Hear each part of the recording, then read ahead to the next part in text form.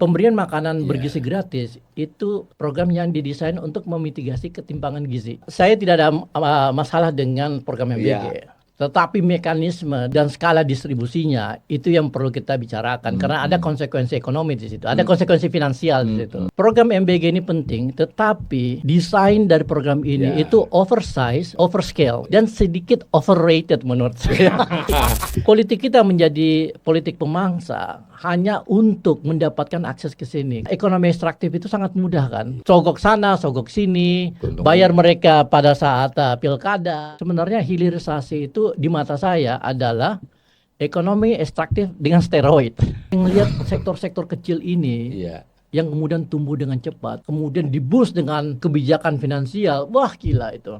Perhatian pemerintah itu terlalu terfokus pada sektor-sektor di mana penguasa itu memiliki kepentingan. Karena yang membuat kebijakannya si pengusaha ini juga gitu.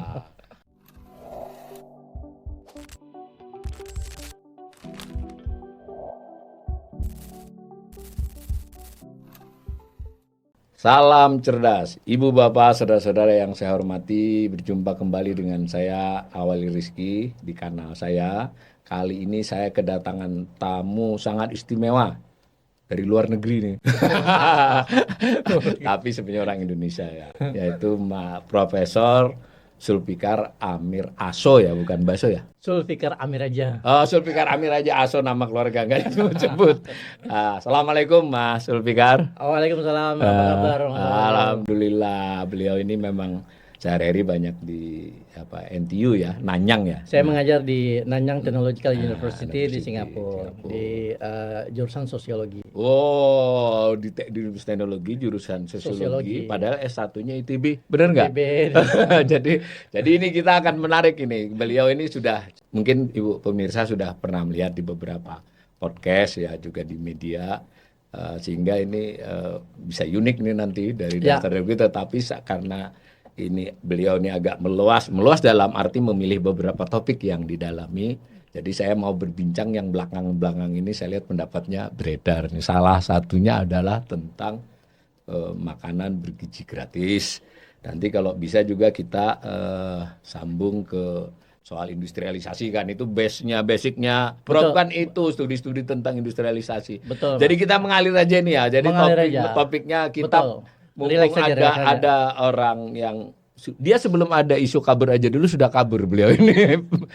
Benar kan? Iya, saya itu tidak pakai dulu, kabur aja, nggak pakai dulu. Kamu nggak ada niat balik belum? Ya kayaknya saya tadi bisik-bisik nunggu pergantian rejim yang dia setuju baru dia balik. Oke, kita mulai dengan ini. Ini kan MBG ini, program makan bergizi gratis ini tampaknya kan menjadi salah satu prioritas pemerintah ya. Flagship policy ya. Dan apa itu penjelasannya juga semula yang saya kira ini kan soal ngasih makan aja kan. Ternyata kan narasinya kemana-mana. Ada narasi ke linkage-nya, dia akan menggerakkan ekonomi lokal, akan mendorong pertumbuhan ekonomi dan sebagainya lah. Saya butuh insight-nya Prof itu gimana sih menggambarkan MBG ini? Ya, terima kasih Mas Awal. Poin pertama yang ingin saya tekankan mengenai program makan bergizi gratis ini adalah bahwa ini program penting dan harus dilakukan. Itu penting ya. Cuma kita harus melihat permasalahan MBG ini secara lebih fundamental, ya kan. MBG ini kan sebenarnya sebuah program welfare program kesejahteraan sebenarnya. Ya kan, itu masuk dalam situ. Dan kalau kita lihat secara filosofis, program welfare ini itu adalah satu program yang diberikan oleh pemerintah kepada masyarakat melalui dua mekanisme, ya kan. Pertama itu adalah welfare program yang diberikan secara universal. Ya kan, universal artinya semua orang dapat. Semua orang dapat. Dan biasanya program welfare atau program kesejahteraan ini itu diberikan secara universal itu ada dua, kesehatan dan pendidikan. Ya kan, kalau kita lihat program-program kesejahteraan di negara-negara barat yang memulai ideologi kesejahteraan ini, dua program kesejahteraan yaitu pendidikan dan kesehatan itu dianggap sebagai kebutuhan yang sama bagi setiap orang. Dan karena itu negara sebagai sebuah institusi yang memiliki otoritas untuk mengambil pajak itu wajib menyediakan 2 program kesejahteraan ini, pendidikan dan kesehatan. Dan itulah yang kita lihat di negara-negara ini ya, welfare state ya, di Jerman, lalu kemudian di Belanda, di Perancis, dan tentu yang paling kuat institusinya itu ya negara-negara Nordics ya, Swedia, kemudian Denmark, Norwegia, Finland. Tingkat pajaknya juga tinggi jadinya. Nah, itu ya, betul.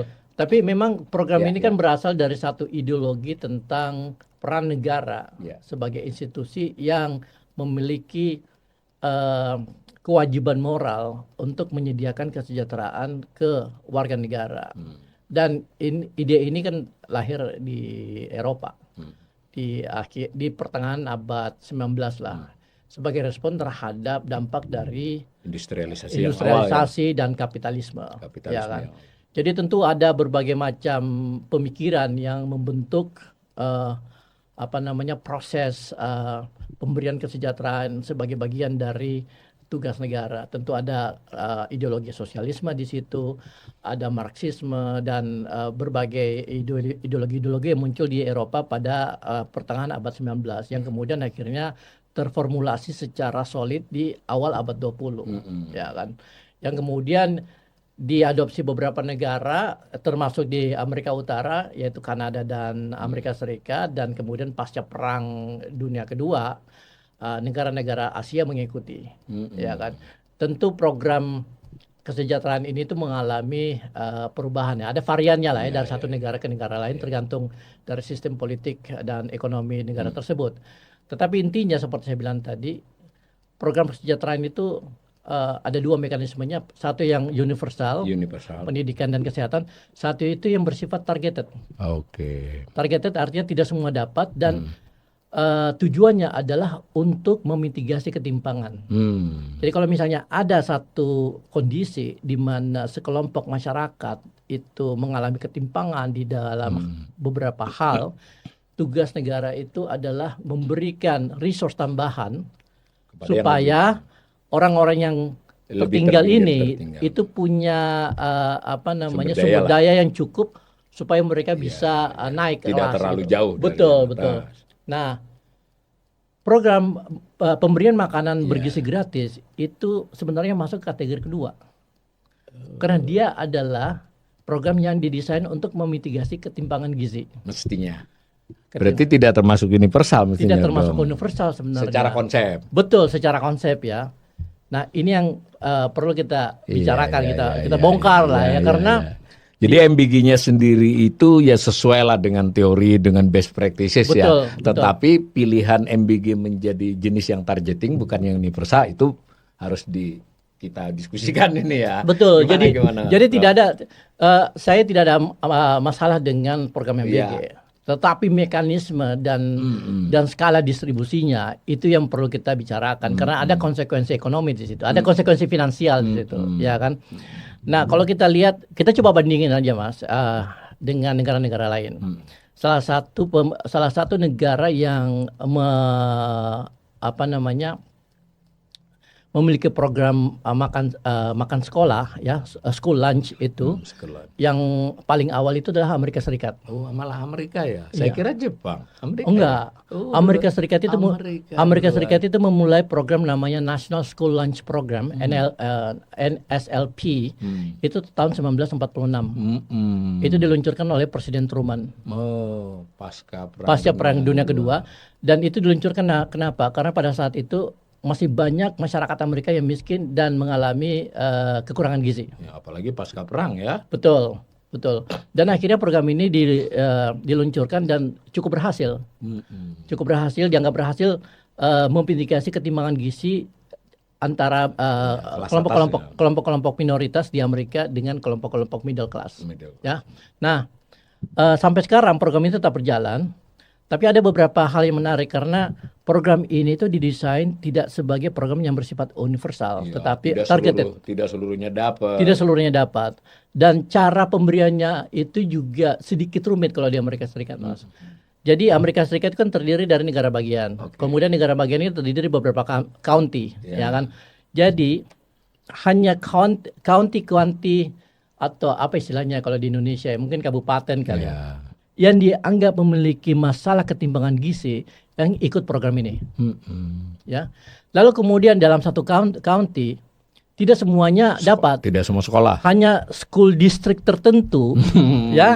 Kita bicara school district nih. School district tertentu yang dianggap memiliki atau menghadapi masalah ketimpangan gizi ini yang diberikan izin untuk mengikuti program ini. Nah, di dalam school district itu kan ada beberapa sekolah, ya kan. Sekolah-sekolah tidak diwajibkan ikut. Hanya mereka yang mau ikut yang kemudian diberikan fasilitas ini. Program ini itu dikoordinasi oleh semacam BGN-nya Amerika Serikat lah, National. Masih berjalan sampai sekarang. National Nutrition Agency. Jadi ini adalah badan pemerintah federal yang berada di bawah Kementerian Makanan dan Agriculture, Food and Agriculture, ya. Jadi Department of Food and Agriculture. Dan mereka memberikan subsidi melalui proses reimbursement. Jadi sekolah memberikan makan siang, setelah itu setiap bulan mereka catat, mereka dapat. Jadi reimburse ya sistemnya. Sistemnya reimburse. Dan yang melakukan ini itu bukan vendor, sekolah, kantin sekolah, kantin sekolah yang melaksanakan ini. Nah, ada lagi. Proses targetingnya itu juga tergantung individu siswa. Mereka membagi siswa dalam 3 kategori. Jadi kalau misalnya ada satu sekolah itu berminat untuk ikut program ini, mereka akan cek dulu satu persatu siswanya. Siswa yang berasal dari keluarga yang income-nya itu rendah, itu mendapat full subsidi. Jadi mereka gratis sepenuhnya. Siswa yang berasal dari keluarga yang sedikit mampu mendapatkan partial subsidi.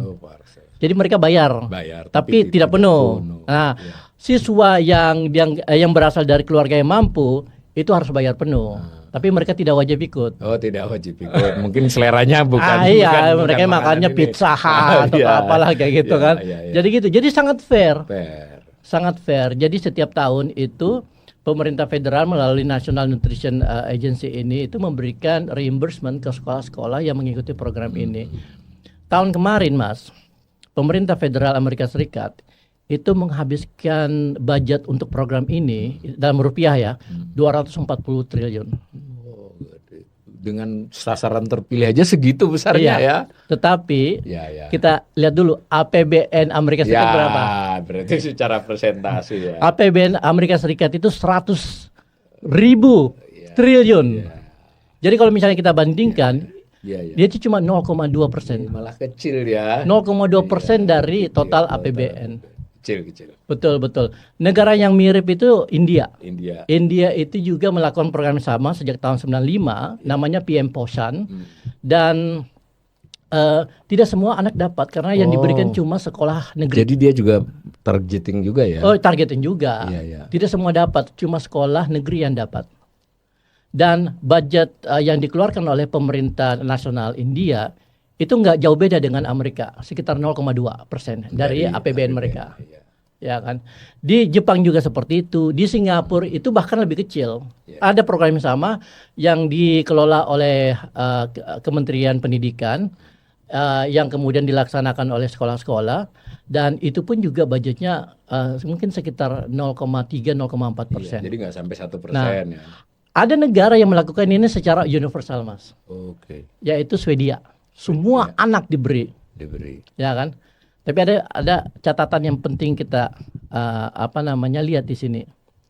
Program di Swedia, program makan siang gratis ini yang terakhir diubah jadi program makan siang bergizi ke sekolah, itu diberikan secara universal, ya. Tetapi kita perlu lihat bahwa tax rate di sana itu 45%. Iya, orang bayar pajak hampir separuh dari pendapatan. Jadi wajar aja kalau misalnya saya punya keluarga gitu kan, saya bayar pajak 45%. Ya wajar dong, anak saya kasih makan aja deh. makan. Jadi biar nanti makan siang Iya, nggak perlu nggak usah pulang ke dipikir, rumah, ya. ya kan segitu. Itu pertama. Yang kedua, yang membiayai program makan bergizi di Swedia itu bukan pemerintah pusat, pemerintah lokal. Oh, pemerintah Itu daerah. Ya. dari pajak yang dibayar Ya, oleh ada masing-masing warga. bagiannya untuk daerah. Betul. Dan kalaupun kita hitung semua biayanya, maksudnya biaya yang dikeluarkan oleh pemerintah Swedia, pemerintah lokal Swedia untuk program makan bergizi gratis ini dibandingkan sama APBN mereka itu cuma 0,7. Nggak sampai 1% juga ya. Nggak sampai 1% juga. Nah, sekarang kita lihat program MBG yang dilaksanakan oleh pemerintahan Pak Prabowo ya. Ini kan semacam flagship program ya. Jadi program andalannya Pak Prabowo. Kemarin mereka sudah memutuskan untuk mengeluarkan dana sekitar 71 triliun. Ya kan? Dan kemudian kepala BGN itu meminta tambahan dan sudah disetujui. Tambah 100. Tambah 100, jadi 171 triliun. 171 triliun dikeluarkan untuk program makan bergizi gratis tahun ini. APBN 3.600. Ya, 5% dong. Hampir 5%. Iya. Gitu. Dan menurut rencananya tahun-tahun depan kalau full 400-an triliun. Oh, berarti 10% dong nanti. Nah, itu dia. Itu ya. Jadi intinya gini, program MBG ini penting, tetapi desain dari program ini itu oversize, overscale, dan sedikit overrated menurut saya. Jadi ini penting nih, yang informasi saya kira buat kita semua dari Profesor Fikar ini adalah bahwa ya MBG itu sejenis itu memang program yang lazim di banyak negara. Nah kemudian tetapi secara teoritis ya dia tuh sebetulnya adalah program welfare yang lebih targeting. Pada umumnya begitu, bukan karena universal. untuk memitigasi ketimpangan. Karena selain mengasih makan ya dia memang untuk memitigasi ketimpangan. Sementara kalau universal mau anak orang kaya, anak orang miskin kan dapat. Tadi sudah diberi contoh. Nah kalau dan itu pun ternyata selevel Swedia yang pajaknya 3 kali lipat dari kita itu pun hanya mengalokasikan kurang lebih 0,7%. Ya kurang lebih kan. Betul. Nah sementara di sini kalau benar 170 itu nanti itu sudah sekitar hampir 5%. Ya. Kalau nanti benar akan sepenuhnya tahun depan APBN kan nggak mungkin jauh dari 4.000 berarti 10% gitu loh. Nah itu soal duitnya. Soalnya tadi juga dari informasi beliau ini kan juga salah satu yang dinilai ya karena ini bergesa ya, hitungannya kan bergesa kan untuk segera dilaksanakan, sementara mau universal begitu dengan target begitu, menyisakan rancangan teknokratis yang ininya belum ada. Nah sejauh ini yang ditangkap oleh Profesor Fikar, pemerintah ini konsepnya seperti apa sih di luar soal angka-angka tadi? Seperti karena gini, ini saya ekonom tapi kebetulan tidak terlalu mendalami, tapi kan saya coba baca kadang semula ada satuan pelayanan di SPPG itu, jadi masing-masing berapa gitu. Kemudian ada mitra SPPG, mitra dan seterusnya. Tapi belakangan juga ada perkembangan-perkembangan lain. Menurut tangkapannya Profesor Fikar, konsep dasar yang mau dipakai itu yang seperti apa sih? Itu pertanyaannya mestinya ditanya ke Papa. Tapi nggak apa-apa Prof kan lebih mengamati dari saya sejauh yang wacana itu. Karena kalau saya lihat ini ada beberapa kali perubahan.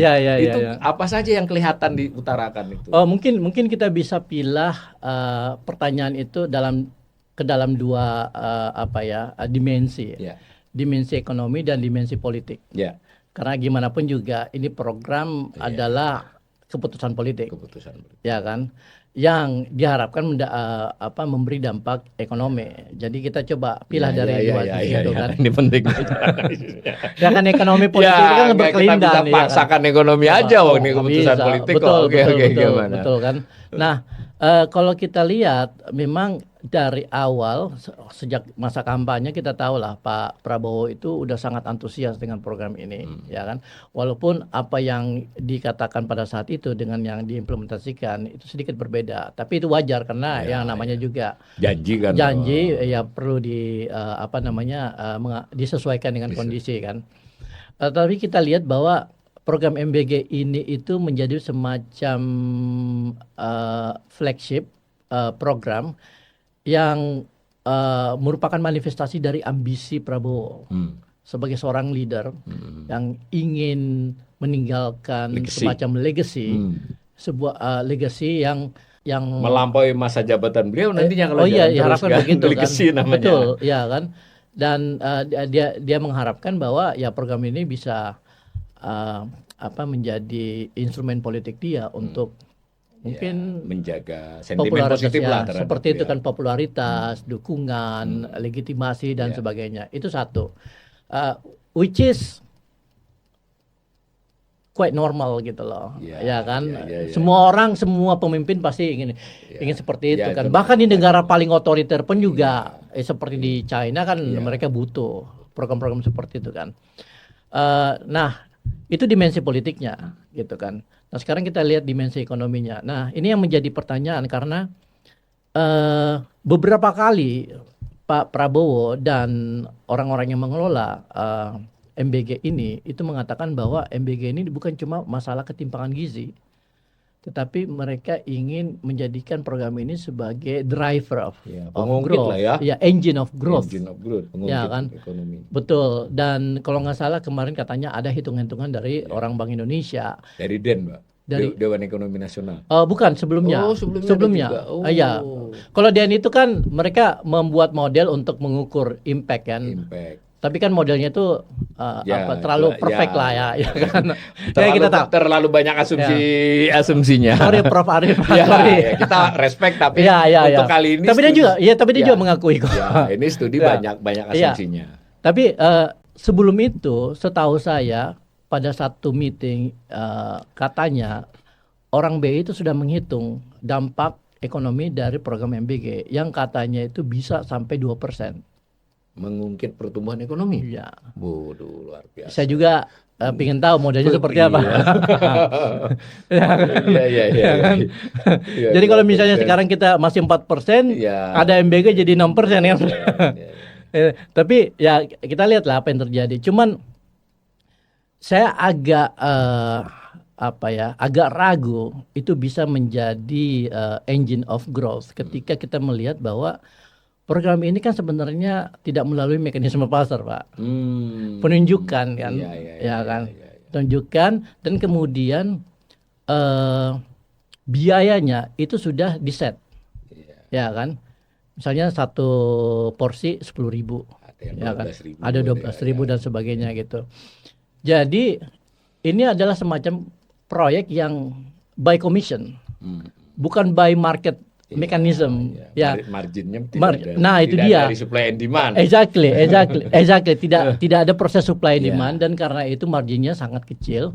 Dan yang namanya growth itu kan sangat tergantung berapa banyak orang bisa mengakumulasi margin dari aktivitas ekonomi kan. Jadi hitungannya kita susah, Mbak. Mungkin dulu waktu BI buat model dia pikir 20.000 Pak satu porsi. Artinya kan banyak marginnya. Mungkin loh ya kita. Memang ini penting nih buat kawan-kawan di BI. Ya ayo mari kita dipublikasi biar kita bisa belajar. Betul kan. Tapi kalau kita perhatikan alasan atau argumen yang dipakai untuk menjustifikasi skala MBG yang begitu besar karena ingin mendorong pertumbuhan ekonomi itu menjadi sesuatu yang dipertanyakan gitu, ya kan. Dan tentu setiap program pemerintah yang menggelontorkan duit ini pasti ada aktivitas ekonomi. Kita harus pasti ada. Harus tahu hitungannya kan. Exactly, pasti ada. Ada pasti. Tapi seberapa besar? Dikasih bansos saja ada dampaknya terhadap pertumbuhan. Jangankan bansos, pemilu aja ada. Ini bagus nih, pemilu dan pilkada aja. Pilkada aja. Betul. Ada kan. Tetapi kan kita bicara tentang pertumbuhan ekonomi yang sustainable. Ini kata kunci ya pemirsa. Kita harus berkesinambungan. Iya, jangan cuma sekali gelontor udah naik turun lagi setelah itu. Itu kayak pemilu jadinya. Ya kan, kita bicara tentang pertumbuhan ekonomi yang sustainable, yang berkualitas dan berdasarkan prinsip-prinsip industrial. Nah, ini. Ya kan.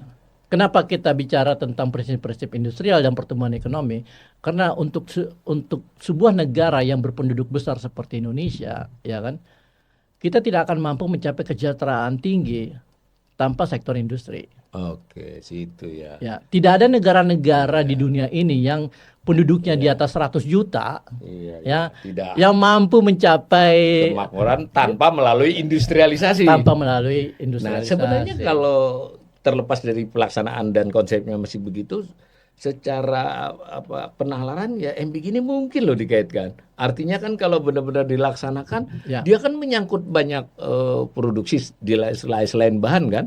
Jadi mestinya kan bisa mendorong industrialisasi dong, Rob. Mestinya. Tapi kalau kita lihat 171 triliun itu lebih banyak dipakai atau dikonsentrasikan untuk aktivitas konsumsinya kan. Oh, ini ya. Jadi proses produksinya sudah ada, ya kan. Budgetnya dipakai supaya ini bisa terdistribusikan, lalu kemudian sampai diproses, lalu kemudian dinikmati oleh anak-anak murid-murid sekolah kan, ya kan. Sementara proses produksinya gitu-gitu aja. Produksinya kan diproduksinya. Gitu-gitu aja kan. Ini tentu kita perlu konfirmasi dari pemerintah. Dari beberapa foto itu susunya itu susu kemasan yang biasa didapatkan di benar nggak? Artinya itu kan tentu tetap ada tapi kan jadi kecil ya. Betul, tadi, artinya tanpa MBG produksi ini tetap jalan gitu. Jalan. Jadi mestinya ini kan jadi dia mendorong konsumsi aja. Bukan mendorong, bahkan aktivitas industri makanan aja kurang terdorong kan. Jadi seperti itu. Ini saya kasihkan berita buruk lain, Prof. Jadi menurut perhitungannya kan 82,9, 83 juta sasaran itu kan akan bertahap. Semula sempat ada perintah presiden harus terjadi di akhir tahun. Kelihatannya nyaris mustahil kan. Itu membutuhkan kurang lebih 400-an triliun. Lalu dihitung-hitung oleh BGN ini 171-nya cukup. Karena mungkin dengan maksud semula 1.000, bulan ketiga sekian juta. Jadi pas 83 juta itu nanti di Desember mungkin. Tapi melihat perkembangan ini sejauh yang kita lihat ya, itu pun nyaris. Jadi andai duit 171 itu tersedia pun, kelihatannya pemerintah masih kesulitan loh. Tadi mungkin kembali ke pertanyaan pertama. Kita tentu saja Prof juga menduga-duga aja. Mereka membayangkan bisnis sekarang ke bisnis prosesnya. Itu bisnis proses seperti apa? Saya kan gini, ada pengaduan nih keracunan, lalu mau dihentikan, ngadu ke Pemda, ini Jogja ya. Ini bukan kami, ini BGN. Terus ada sekolahan juga tuh yang SMK itu karena dia tata boga, ya yang tidak diberitakan. Tapi dugaan saya orang tata boga dikasih makan kayak begitu, dia kami dikasih duitnya aja, kami bisa masak sendiri. Dan benar, mereka tuh kami nggak usah dilibatkan. Tapi kembali pemerintah daerah juga nggak bisa ngambil keputusan. Yang saya ingin tanyakan adalah, menurut Prof ini mereka ini tadi kan bisnis proses di Amerika kegambar tuh, ya kan? Nah ini bisnis proses di sini sejauh tangkapannya Prof Sulfikar gimana sih? Menurut saya itu yang menjadi konsekuensi dari ukuran program yang terlalu besar, ya kan. Jadi ini size-nya ini jadi terlalu besar. Jadi kan asumsinya adalah 171 triliun ini akan mendorong pertumbuhan ekonomi. Nah, siapa yang akan menjadi pelaku-pelaku ekonomi di dalam proses pertumbuhan ini kan? Akhirnya dibuatlah semacam infrastruktur yang menurut saya tidak penting, unnecessary infrastructure gitu ya, kan, yang menjadi penyedia dari menu yang sudah ditentukan oleh BGN gitu. Sementara di tempat-tempat lain yang melakukannya sekolah, kantin sekolah. Badan Gizi Nasional mereka tinggal memberi semacam guidance, ini gizi yang dibutuhkan, makanan-makanan apa aja, berapa banyak jumlahnya dan sebagainya. Kayak gitu kan. Yang melakukan itu kantin sekolah. Gitu. Kalau ini kan dibuat ada vendornya, kemudian ada logistik macam-macam. Ini semacam infrastruktur yang tidak perlu. Ya kan? Akhirnya memang infrastruktur inilah yang kemudian menyerap begitu banyak budget dari pemerintah gitu. Saya kebetulan ada beberapa ekonom kadang di sini jadi narsum waktu offline kan kita diskusi itu. Oke, anggap saja tadi persis seperti kata Prof Sulfikar tadi, apapun yang namanya ada penggelontoran duit itu ada dampak terhadap pertumbuhan. Hitung-hitungannya gimana. Tetapi karena kondisi fiskal pemerintah yang sedemikian rupa, ya mau denial kayak apapun, ya kita pengamat tahu lah ya ini jumlahnya ini lagi sulit duit. Berarti bisanya bukan memindah kan dia pindah nih, diambil dari alokasi lain ke sini. Kan berarti di sini bertambah dampaknya. Yang semula diambil kan berkurang. Betul. Kita sempat diskusi di sini, jangan-jangan yang keambil itu malah mendorong perekonomian lebih baik. Betul. Ada pendapat yang tentang itu gimana, Prof? Jadi ada opportunity cost sebenarnya. Itu kan sebenarnya. Itu. Ya, jadi ini begitu ya pemirsa. Kita tidak masuk ke soal makanan beracun, soal macam-macam itu. Kita sebagai ekonom, persoalan pertama adalah ini sebenarnya konsep dasarnya apa benar mau pakai universal gitu. Yang kedua tadi kita harus tahu bahwa dengan saya seperti ini masalah ikutannya banyak. Ada nggak persiapan terhadap itu? Yang ketiga mesti kan harus ada bisnis proses yang pasti dan jelas, tidak hanya untuk pemerintah, untuk para pelaksana juga, untuk kita juga kalau mau kasih masukan atau kritik. Ini jujur aja, kadang kita ngeritik juga bingung, dikritik sini pindah ke sini kan, udah kami laksanakan kan, yang mana yang mau dikritik. Nah, kira-kira ke sana. Ditambah tadi bagaimanapun pemerintah mestinya mengakui bahwa mereka sedang kesulitan fiskal, ya artinya pilihan kebijakan mau yang fleksib berapa biji, kalau semua fleksib ya repot kan, nanti yang reguler malah nggak dijalanin. Nah reguler nggak dijalanin kan juga repot. Nah tapi saya tertarik untuk pindah tema, geser itu karena tadi sudah disebut-sebut soal industrialisasi. Artinya sebenarnya dari narasi pemerintah tentang MBG pun dan apalagi RPJMN yang sudah keluar itu menyadari nih bahwa sebenarnya kondisi industri kita itu pada posisi yang tidak sesuai harapan kan. Betul. 2 RPJMN tuh Pak Jokowi 2, sebelumnya juga ditambah yang ini ada usaha untuk reindustrialisasi. Artinya kan ada usaha untuk mengembalikan. Tadi Prof sudah memulai bahwa dengan penduduk sebanyak ini nggak mungkin kita nggak industrialisasi. Nah, gambaran kondisi industri kita tuh seperti apa sebenarnya Prof sekarang? Ya sebenarnya kalau kita lihat sejarah perkembangan atau pembangunan ekonomi di Indonesia sejak era Orde Baru, ya kan. Tracknya itu sebenarnya udah benar, ya kan. Ketika era Orde Baru tahap pertama itu mereka memprioritaskan pembangunan pertanian, ya kan. Kemudian pendidikan, lalu kemudian tahun 80 udah mulai tuh industrialisasi, ya kan. Setelah basic pertaniannya membaik. Betul. Tahun 90 itu mencapai puncaknya. Cuma lalu kemudian pasca reformasi itu mengalami penurunan. Seingat saya kontribusi sektor manufaktur terhadap GDP kita itu paling tinggi tahun 2002. Iya betul. Ada sekitar 30%. Ya, tapi setelah itu drop. Ya, terus menerus. Sampai sekarang. Sekarang itu kalau nggak salah cuma 16. Enggak, sudah 18,5. Oh, 18,5. 18,5. 18,5. Tapi harus hati-hati karena ada hitungan harga berlakunya itu kan. Betul. Ya 18,5% lah kita ambil begitu jauh banget. Ya memang setiap negara yang mencapai titik kemakmuran tertentu itu pasti mengalami deindustrialisasi. Tapi setelah makmur dulu. Kita belum makmur mengalami deindustrialisasi. Nah, ini jadi pertanyaan kenapa itu terjadi gitu. Ya kan. Dan saya kira perlu dilakukan riset. Tetapi saya punya satu tesis, ya, bahwa Indonesia sampai saat ini mengalami kesulitan untuk melakukan reindustrialisasi, ya, untuk membalikan arah penurunan itu. Karena ada semacam korelasi yang kuat yang terbentuk antara kondisi politik yang saya sebutnya sebagai predatory politics di Indonesia dengan ekonomi ekstraktif. Ekstraktif ekonomi. Menarik ini. Ya kan? Jadi kita masih ingat lah zaman SBY tiba-tiba ekonomi bisa membaik dan itu karena adanya komoditas. Ya kan? Batu bara, lalu kemudian sawit, ya kan, naik, membaik gitu. Lalu kemudian ini yang kemudian menjadi semacam penopang pertumbuhan ekonomi kita gitu.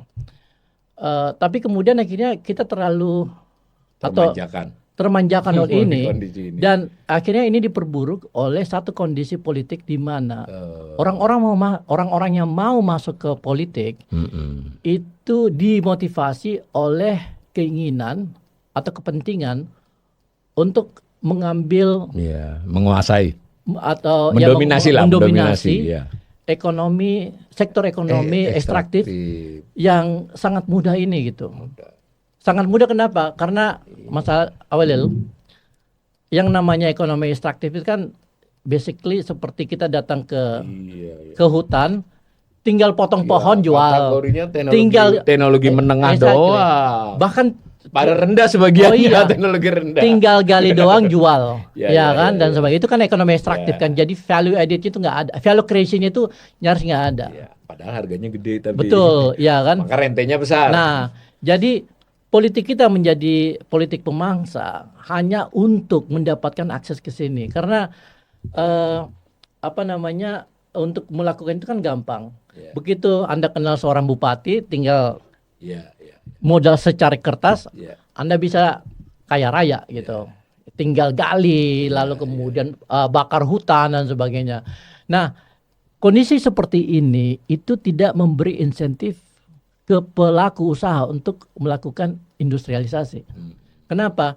Karena ekonomi ekstraktif itu sangat mudah kan.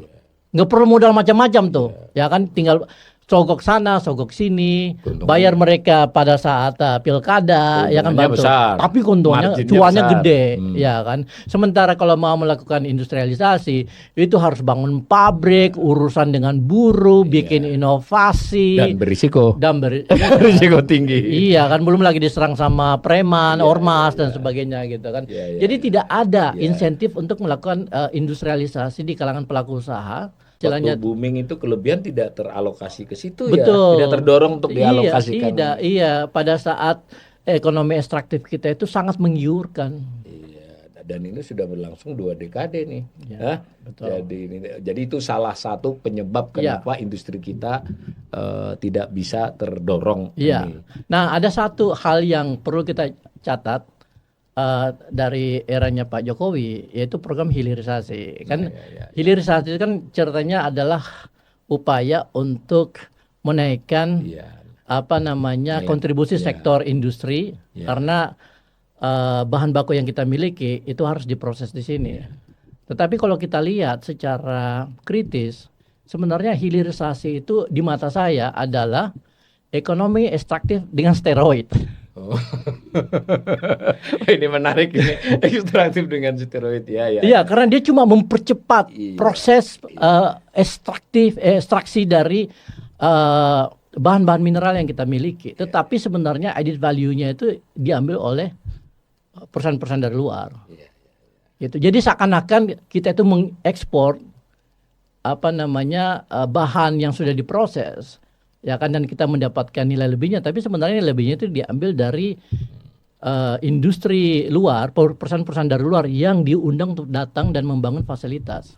Kalau saya ngelihatnya begini, itu kan pelaku-pelaku ekstraktif itu pun sebagian cukup besarnya juga sebetulnya berkecimpung di usaha lain loh.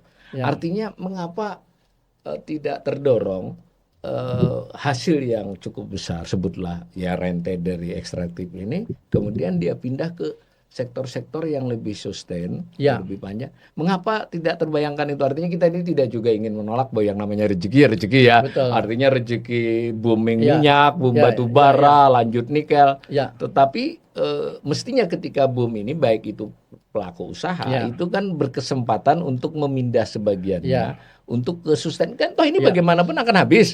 Yang kedua pemerintah. Betul. Pemerintah kan mestinya mengatur, bisa nih punya hak meregulasi untuk entah dengan cara mengatur, entah memberikan insentif agar ada dorongan ini melakukan di sektor-sektor lain gitu, ataupun kalau hilirisasi yang beneran gitu. Kira-kira gitu lah. Gimana pendapatnya Mas?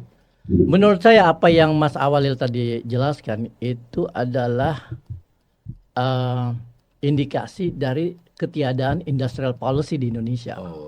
Ini lagi nih topik lain lagi nih. Sejak pasca Orde Baru. Nggak ada roadmap bahkan? Nggak ada. Tidak ada industrial policy.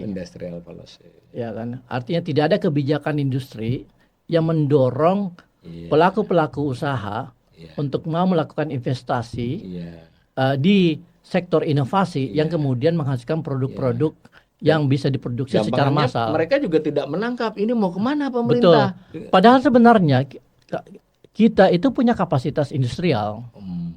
kita bisa bikin meja ini, kita Iya, bisa bikin iya, televisi, kita bisa bikin jam Iya. tangan, Dan kita ada satu bisa yang lebih baju. penting, Mas, Apa tuh? yang mau beli sudah tersedia orangnya banyak kan. Benar. Selain Tapi karena tidak ada industrial Iya, iya. policy, tidak ada pemihakan Iya, iya, iya, terhadap kapasitas yang sudah dibangun Iya. oleh pelaku-pelaku lokal. iya, iya.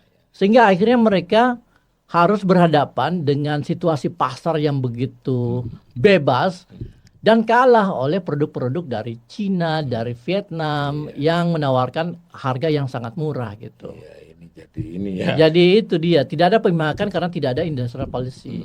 Nah, ini kan yang dari narasumber saya di sini juga, itu dia juga melihat tadi tidak, kita semua paham lah sebetulnya kalau dibilang Indonesia miskin ini kan yang kaya juga banyak gitu. Dari Iya, akibat tadi betul. salah satunya Iya. ekstraktif tadi Iya. yang kaya raya dan Iya. terbukti juga dari, kalau ada dari Fortune, dari manapun kita The Forbes masuk Iya. terus lah di Asia, di dunia. Nah, Iya. kan semacam itu. Nah, yang justru mengalami perkembangan antara lain dalam arti kuantiti ya, itu justru industri keuangan untuk kalangan atas. Iya. Jadi kan kenapa lalu menurut narasumber saya ini nanti dikomentari, Iya. sehingga kita pemerintah terpaksa memberi yield SBN yang tinggi, Bank Indonesia tidak bisa jauh-jauh dari angka 5,5, 6 Iya. BI rate-nya. Iya, iya. Nah, bank dengan begitu juga memberikan yield Iya, hasil. iya, Nah, ini menurut dia, menurut narasumber saya itu juga mempersulit untuk industrialisasi yang berbasis kepada sektor real dan swasta. Itu gimana pendapatnya? Menurut saya ini karena kebijakan ekonomi kita itu terlalu didominasi oleh rejim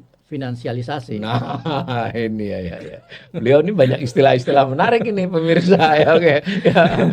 Iya kan terlalu banyak didominasi oleh cara berpikir ekonomi yang mengandalkan pada sektor finansial, ya kan, di mana profit itu dihasilkan melalui mekanisme finansial, tapi bukan dari mekanisme produksi.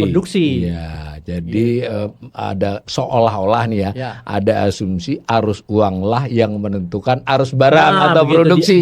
Padahal di banyak paradigma itu justru terbalik yang terjadi. Mestinya itu arus uang mengikuti arus barang, arus produksi. Bahkan dalam Islam juga begitu loh, Prof. Sebenarnya itu kan mestinya itu produksi yang menciptakan arus uang kan benar. itu. Memang ada negara yang diuntungkan oleh mekanisme finansialisasi atau rejim finansial seperti Swiss, Singapura, Hong Kong, kayak gitu-gitu kan. Makanya sampai lari ke Singapura kayaknya. ya, kita bisa melihat ya paradigma itu. Berarti kalau kita ini, karena ini keperluan kita literasi, Prof. Ini bukan kanal pengkritik pemerintah, ya paling nyenggol lah. Kita lebih bermaksud literasi. Jadi penjelasan Prof. Amir mulai dari soal MBG sampai ke sini kan kelihatan kan sudah harus beliau lah garis besar paradigmanya. Nah, kalau dilihat begitu, masalahnya kan kita ini sampai pada satu titik. Kalau kita mau nyalahin Jokowi, jika kita harus bawa nyalahin SBY. Kalau mau bawa nyalahin SBY, terlepas dari Soeharto memiliki kelebihan, dia juga yang mengakibatkan krisis kan. Artinya kita mau dari yang fakta sekarang ini seperti ini. Kondisi industrinya seperti itu. Kondisi orang cari duitnya seperti itu. Tadi salah satu cirinya ini kan kemiskinan kelihatannya sulit membaik, kelas menengah sedikit turun, malah ada yang hampir miskin. Tapi yang atas pesta pora, baik karena ekstraktif maupun karena dari hasil ekstraktif main di industri keuangan. Ternyata pemerintahnya sejauh ini, otoritas lah, bukan hanya pemerintah, ini penting kita garis bawahi. Ada Bank Indonesia, ada OJK, mereka membuat kebijakan yang lebih berorientasi pada stabil. Stabil itu artinya yang sudah terlanjur kaya jadi jaga kekayaannya. ini bercanda ya, silakan ya. Tapi kira-kira kalau boleh, meskipun bukan bidangnya beliau, tapi kan nggak ada ekonom yang tidak mencoba belajar apa saja ya. Artinya kita punya pendapat lah. Nah, kan tadi penjelasan soal keadaan teknisnya begitu. Tadi sudah ada kritik finansial juga. Kira-kira saran kita itu apa sih di industri keuangan, Prof? Waduh, saya bukan orang tua. Ya, enggak kebijakannya. Jadi kan tadi ada identifikasi ini mereka terlalu berorientasi kepada finansial. Kira-kira kalau misalnya kita diarahkan kepada orientasi produksi itu, ya seperti apa lah, nggak harus finansial. Saya kira mungkin ada harus ada semacam pemihakan dari rejim finansial kita terhadap sektor-sektor yang bertujuan untuk menghasilkan barang industri. Barang industri ya. Seperti itu. Ya kan, jadi jangan cuma sektor-sektor yang ekstraktif atau sektor-sektor yang dekat dengan penguasa gitu. Ya kan. Ada gambaran nggak, Prof? Kita industri apa yang kelihatannya masih prospek di negeri ini? Kelihatannya. Ada dua yang lagi growing sebenarnya. Industri skincare. Oke, wah ini boleh ini. Sama industri parfum. Ya. Itu luar biasa itu. Lokal. Ini contoh ya pemirsa, tentu kan artinya kadang kami yang bicara makro ini kan ke makroan itu enggak lah. Nah, ini mungkin dengan contoh-contoh ini kan bisa digali kan potensinya. Ini coba dijelasin yang skincare dengan parfum jadi itu, Bro. Pemerintah kalau misalnya melihat sektor-sektor kecil ini yang kemudian tumbuh dengan cepat, kemudian diboost dengan kebijakan finansial, wah gila itu. Dan nanti muncul sub sektor yang lain yang kita akan ini. Iya, belum lagi produk-produk lainnya, elektronik, lalu kemudian furniture, lalu tekstil, yang hal-hal yang selama ini itu tidak dianggap sebagai kontributor ekonomi penting sama pemerintah. Ya karena skalanya memang relatif kecil. Ya, tapi kalau diagregat apalagi kalau perspektifnya jangka menengah dan panjang. Bahkan saya dengar begini, kan banyak orang yang secara umum menilai tekstil kita kalah bersaing. Itu kan dalam bentuk agregat, tapi ketika mulai dipertajam ke jenis-jenis tekstil tertentu, kita champion kan begitu toh. Terutama katanya yang mengandalkan inovasi, kreativitas, fashion itu. Saya kasih contoh, satu industri tekstil dari Jepang. Ada satu brand yang terkenal banget, namanya Uniqlo. Uniqlo tahun lalu itu mendapatkan meraup keuntungan itu 44 triliun, ya kan, dan memperkerjakan pegawai itu sekitar 2 juta seluruh dunia. Coba kalau misalnya industri kayak begini itu milik Indonesia, waduh. Dan kita punya potensinya, Mas. Kita punya potensi pasarnya gede, orang-orang pintar. Kalau saya lihat Uniqlo tuh ya oke sih, tapi maksudnya tidak terjangkau lah kalau untuk orang Indonesia. Tapi kalau misalnya kita punya 2 aja brand seperti itu dari Indonesia, kan? Wah, enak. Jadi artinya tekstil ini sebetulnya belum kiamat asal kita tahu di mana kita memperkuat diri ya. Industri tekstil tidak akan kiamat. Iya. Industri kita kan terus butuh baju. Iya kan. Industri tekstil lah yang menjadi fondasi dari revolusi industri kan. Iya. Kan tekstil kan salah satu produk awal kan yang diproduksi kan secara massal kan.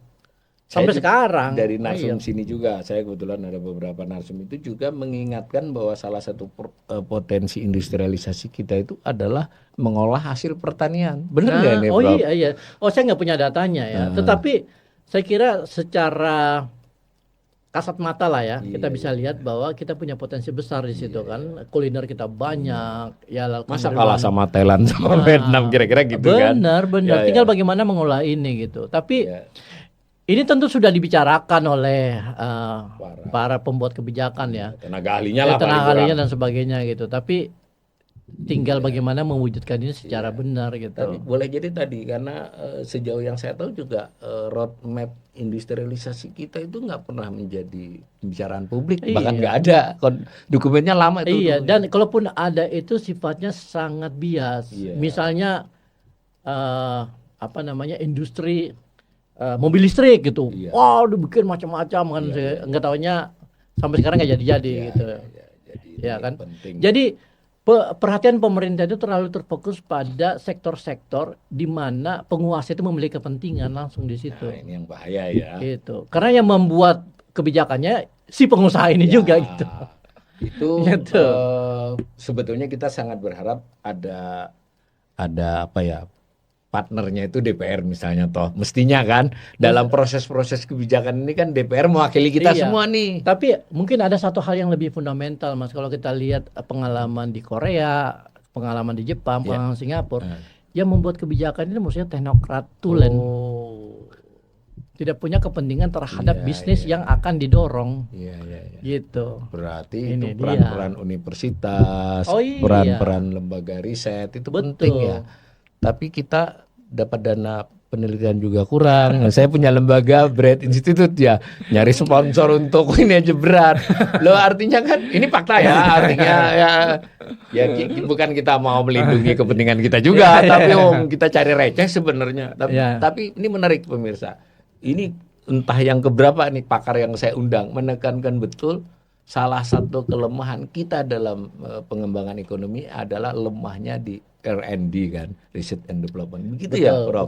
Betul sekali. R&D di Indonesia itu salah satu yang paling rendah di Asia. Ya, jadi itu kita malah kalah sama Vietnam, sama Malaysia, apalagi Singapura ya nggak usah. Jadi muter lagi tadi, kan R&D itu bisa dibiayai pemerintah, bisa dibiayai industri. Tapi kalau industrinya ekstraktif ya nggak begitu membutuhkan ini, ya kan? Ngapain saya ngeluarin duit untuk ini? Orang saya, teknologinya udah jelas kok, nah, kayak gitu. Dan Menteri Keuangannya nggak peduli sama inovasi, pokoknya tinggal pajakin aja ya. Ekonomi ekstraktif ya, ini gitu. Segini, belanjanya gitu, dibuat begini, kurang-kurang utang. Tapi sebenarnya kita tidak anti utang pemirsa ya. Jadi beberapa resmi bilang cuma nampaknya salah satu persoalan jadi terkait industri itu pemerintah ini belanjanya tidak terkait dengan rencana reindustrialisasi. Benar nggak penilaian betul ini? Karena tidak ada industrial policy di Indonesia. Itu tadi lagi ya, tidak ada industrial policy di Indonesia. Gitu ya. Jadi saya kira pesannya sudah jelas nih dari Prof. Zulfikar Amir ini bahwa persoalan industrialisasi kita ini salah satu yang paling mendasar adalah pemerintah harus memastikan policy-nya apa, industrial policy-nya. Mungkin kayak roadmap segala itu adalah bagian dari itu. Dan yang penting itu dilakukan secara konsisten, kan? Kemudian dinarasikan kepada semua pihak, baik itu investor maupun rakyat. Dan ada lagi yang saya garis bawahi dari beliau, dalam penyusunan yang begitu, yang mesti dilibatkan tuh adalah para intelektual teknokrat. Ya, hasilnya adalah kajian teknokratif kan. Ya kalau ada polesan sedikit itu soal komunikasi saja. Jangan yang memutuskan ini yang justru punya kepentingan. Kira-kira begitu. Kita sih berdua saya kira insya Allah sepakat lah bahwa kita ini masih berharap banyak ya kepada bangsa ini.